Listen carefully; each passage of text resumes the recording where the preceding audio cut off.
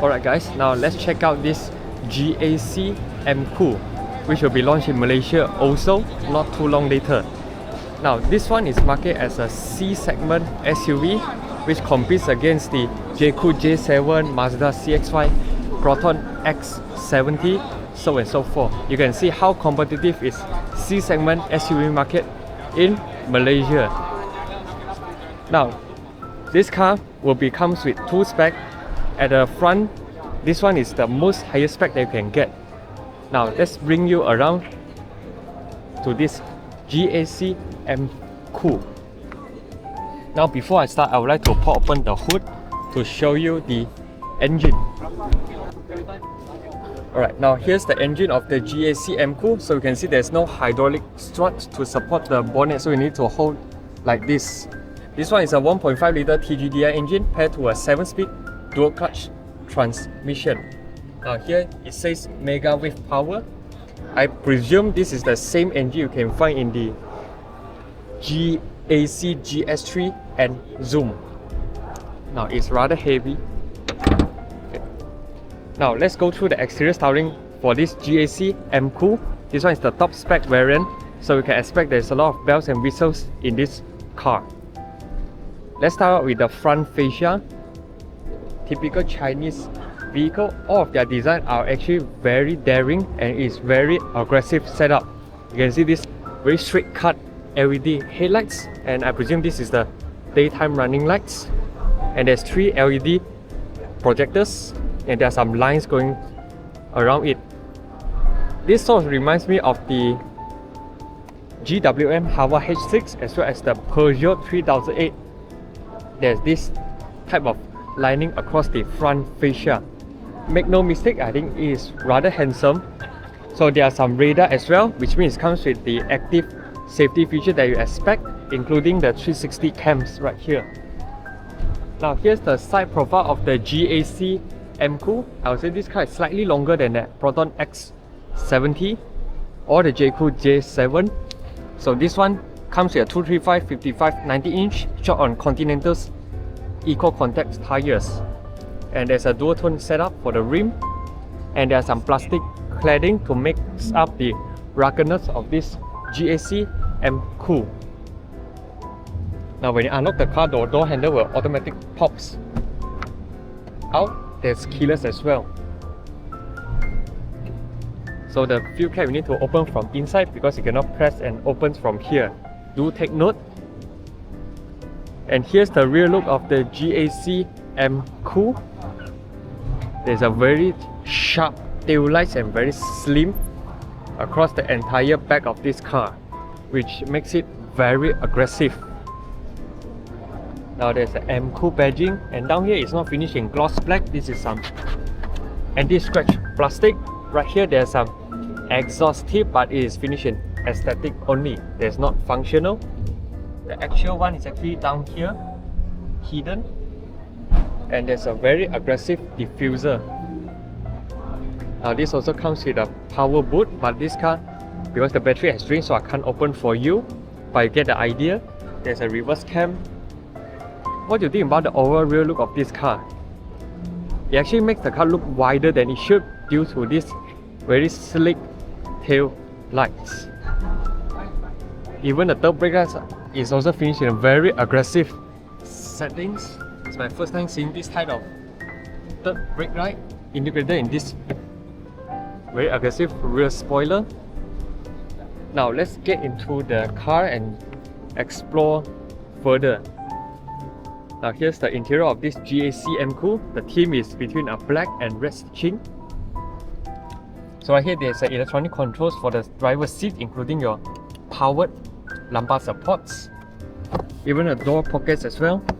This part all finished in hard plastic, but this part is all wrapped in very soft leather padding with some design elements corresponds to the front grille. There's a red stitching as well, and the upper part of the door panel is finished in soft touch plastic. Feels nice to the touch. And right now let's get into the car. So here's the interior of this GAC Emkoo. You can see there's a very big digital meter and a touchscreen which is floating, expected. Let's try and close the doors.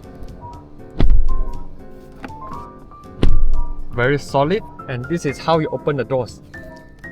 You pull up to open. Very interesting mechanism. All for window sketch automatic in both directions, and even this part there are some garnishing, so that it's not just flat gloss black on the window controls. And right here there's a DTS premium sound system, which is also present in the GAC Emkoo, and the steering wheel as well. You get tilt and telescopic adjustments, and the signal is on the left. Just like any other German car, you get automatic function, even the wiper as well. So the same steering wheel you'll find in the GS3 Emkoo. All the button feels nice to the touch, but it doesn't come with the pedal shifters. This is to control your active safety and your speed, so and so forth. I think this is your memory settings. All feels nice to the touch. So the overall leather feels good as well, the quality. And at the center dash, this part, as you can see, is a very interesting things to play with. Automatic. Front defrost, this is to control your climates, obviously. And here's the engine start-stop buttons, your hazard light, and this crystal gear knob. Feels good to the touch. Electronic parking brake and a wireless charger with a vent. This is some good touch, because when you use your wireless charging, your phone heat up pretty fast, so you need to have a vent to cool down your phones. There is a head-up display, and the dashboard materials is very solid and made out of soft touch. Even this part as well. But this part you cannot press or whatnot. This is just aesthetic features. But I would say the overall interior look is not as aggressive as the exterior. Interior is more conventional with some special touches. And right here is to open up your sun roof and very big rearview mirror. This is a plus point.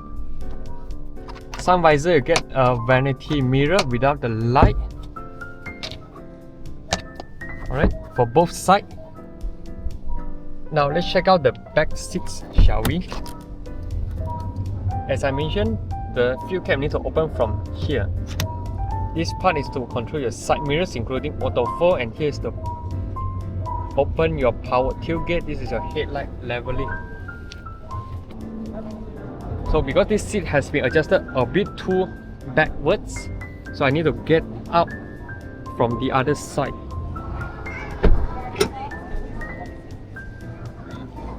So the door opening, it is considered pretty wide. Now let's get inside. The ingress and egress is not so hard due to the floor right here. It's not pretty tall. For old people, it is very convenient. Once you're seated inside, the seat bench, there's a bit of extension here to support my thigh, which I very appreciate. So when you go to a long journey trips, your thigh won't feel tired. Now here's the interior of the GAC Emkoo. What do you guys think about the interior? You can comment down and let me know. And up here there's a sunroof, and there's some reading light for both sides and retractable grip handles. At the back, you still get the same material. Here they do not cut costs to give you hard plastic. This is still soft touch plastic, and this is a soft touch leather together with some red stitching and some lining corresponds to the front grille. Door opening mechanism. All feels pretty solid. Down part right here is hard plastic.